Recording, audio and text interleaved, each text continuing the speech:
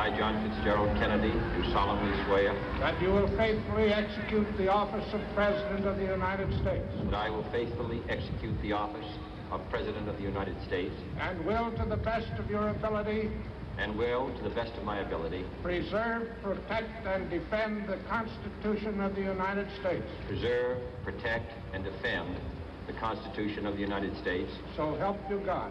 So help me God. I made a decision early on after the invitation that I would not try to imitate him, that what was important is what he said. And so I didn't want to go through the nonsense of, finding a Bostonian accent. And what he says was really what a leader should say. He brought us to a better place, like Lincoln did in the Gettysburg Address. He brought us to a higher plane. The energy, the faith, the devotion which we bring to this endeavor will light our country and all who serve it.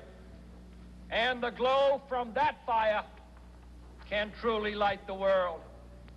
And so, my fellow Americans, ask not what your country can do for you, ask what you can do for your country.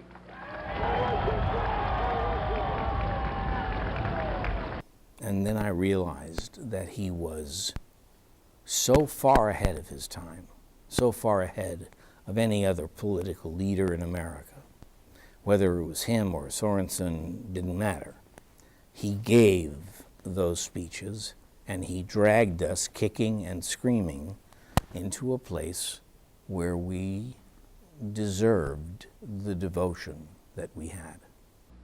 Ask not what America will do for you, but what together we can do for the freedom of man. Only if people take the country in their hands and move and act on it.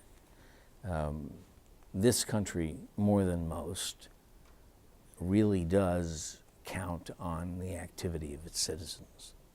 And if you think, as there was a book written by Michael Kamen, The Machine That Would Go By Itself, this country doesn't.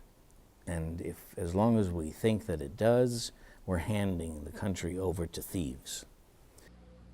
Our only sure reward, with history the final judge of our deeds, let us go forth to lead the land we love, asking his blessing and his help, but knowing that here on earth, God's work must truly be our own.